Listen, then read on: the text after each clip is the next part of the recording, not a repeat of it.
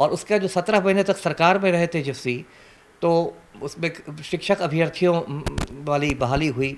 और गांधी मैदान में बहुत दिन बाद ऐसा नज़ारा देखने को मिला कि मुख्यमंत्री मतलब नियुक्ति पत्र बांट रहे हों बेरोजगारों में। हमें ठग लिया, वो अपना कुर्सी के चक्कर में चले गए, तेजस्वी इस सरकार से बाहर हो गए।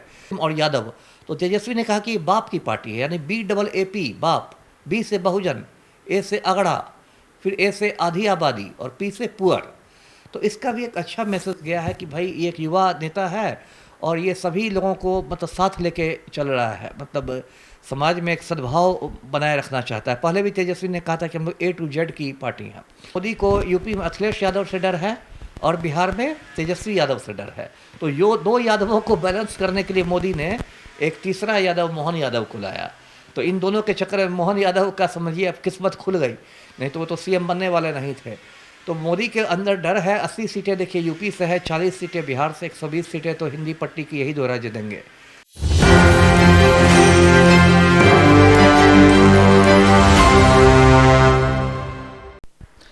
जी नमस्कार, आप देख रहे हैं एक न्यूज़ 24। मैं वेद सिंह। जैसा कि आप सभी को पता है कि बिहार में अभी चुनावी हलचल बहुत ज़्यादा बढ़ चुकी है।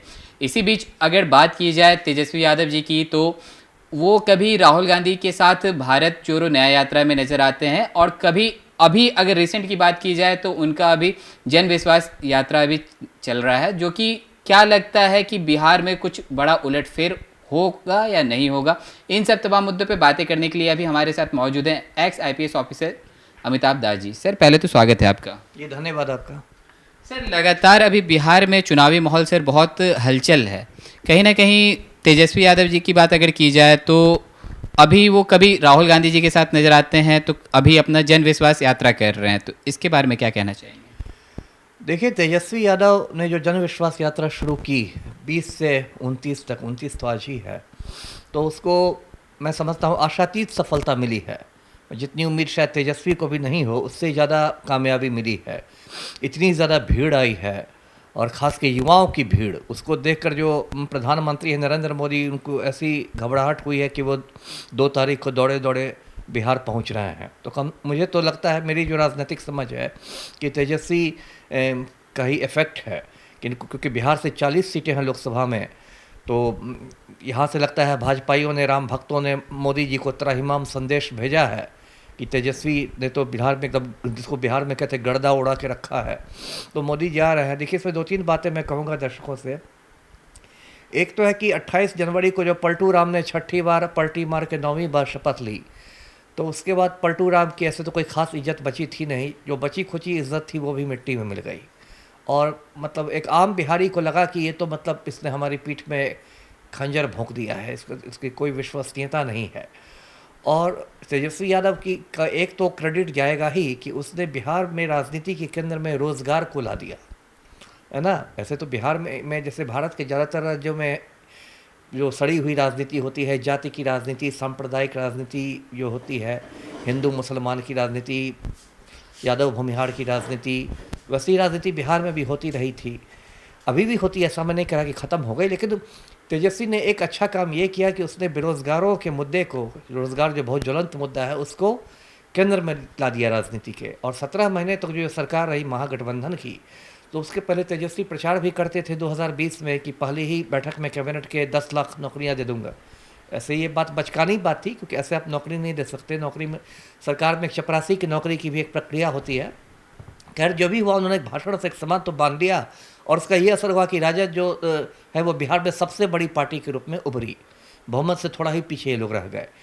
और उसका जो 17 महीने तक सरकार में रहे तेजस्वी, तो उसमें शिक्षक अभ्यर्थियों वाली बहाली हुई। और गांधी मैदान में बहुत दिन बाद ऐसा नज़ारा देखने को मिला कि मुख्यमंत्री मतलब नियुक्ति पत्र बांट रहे हों बेरोजगारों में। तो एक तरह से मतलब एक, और स्वास्थ्य विभाग में भी उन्होंने कुछ नौकरियों की बात की थी और वो कहते हैं कि उसकी फाइल उन्होंने आगे बढ़ाई भी थी मुख्यमंत्री के पास। तो जब ये सरकार गिर गई, मतलब जब तेजस्वी चले गए, तो बिहार के जो युवा हैं वो थोड़ा ठगा हुआ महसूस करने लगे। उनको लगा कि हम लोग जो उम्मीद लगाए बैठे थे नौकरियों की, तो उसको पलटू चाचा ने हमें ठग लिया। वो अपना कुर्सी के चक्कर में चले गए, तेजस्वी इस सरकार से बाहर हो गए।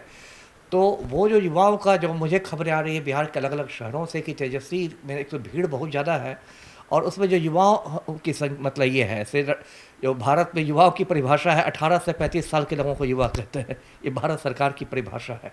तो वो बहुत बड़ी संख्या में लोग आ रहे हैं, और आजकल तो देखिए 18 साल में ये आदमी मतदाता हो जाता है, वोटर आ जाता है, वोटर हो जाता है। तो ये भाजपाइयों के लिए मतलब एक चिंता का सबब बन गई है। दूसरी बात क्या कि भाजपाइयों ने, आप मूर्खता कहें या जो कहें, इन लोगों ने जिस तरह से तेजस्वी को ईडी के जरिए परेशान करना शुरू किया, तो एक तरह की सहानुभूति भी लोगों में पैदा हुई तेजस्वी के प्रति।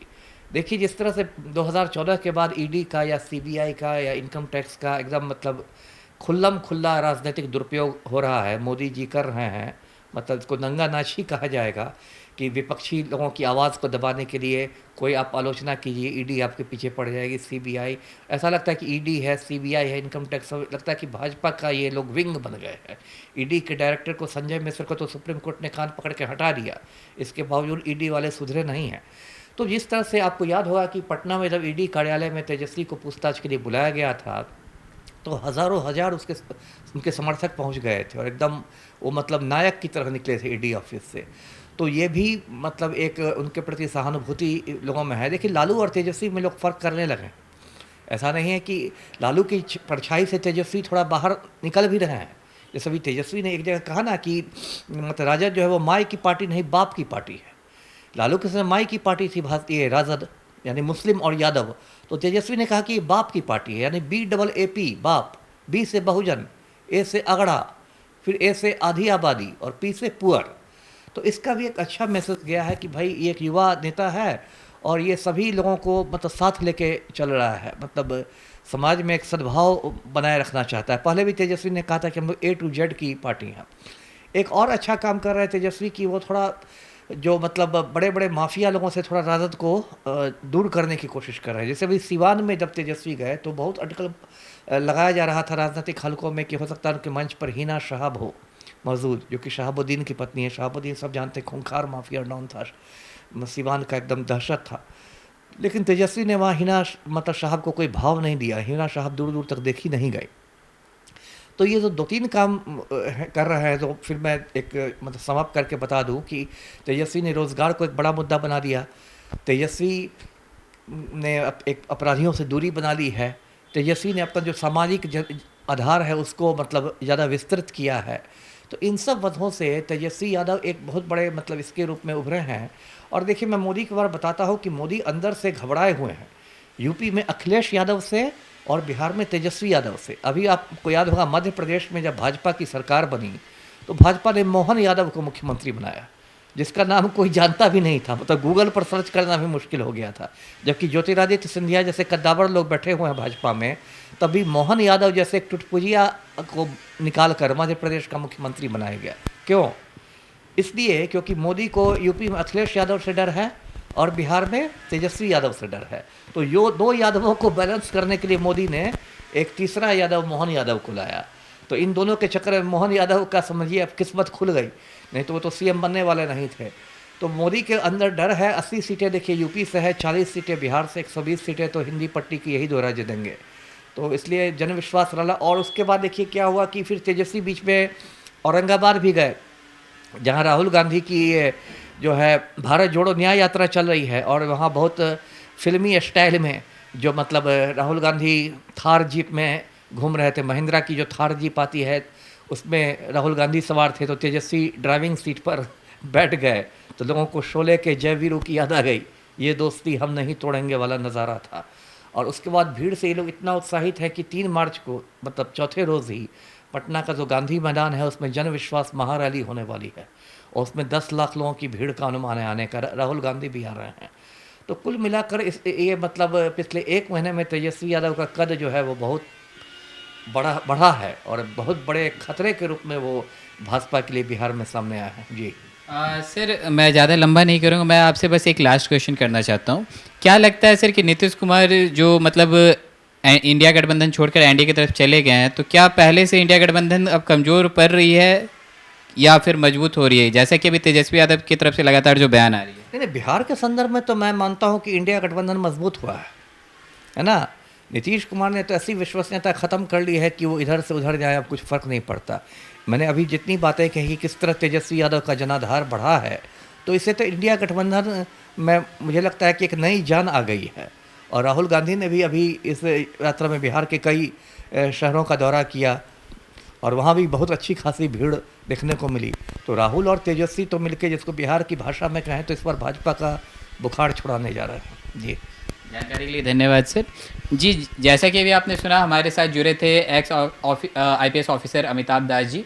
इनका कहना था कि कहीं ना कहीं बिहार में जो इंडिया गठबंधन है, नीतीश कुमार जी के जाने के बाद NDA में दिन प्रतिदिन जो कमज़ोर ऐसा देखने के लिए मिल रहा था, जो कि है नहीं। कहीं ना कहीं लगातार तेजस्वी यादव की तरफ से जो अभी जन विश्वास यात्रा जो किया जा रहा है और 3 तारीख को जो बुलाया गया है सभा गांधी मैदान में, तो भारी भीड़ वहाँ पे उमड़ने की आशंका है। तो और भी ऐसे तमाम खबरें देखते रहने के लिए आप देखते रहे एक न्यूज़ 24। मैं वेद सिंह सहयोगी करण के साथ पटना।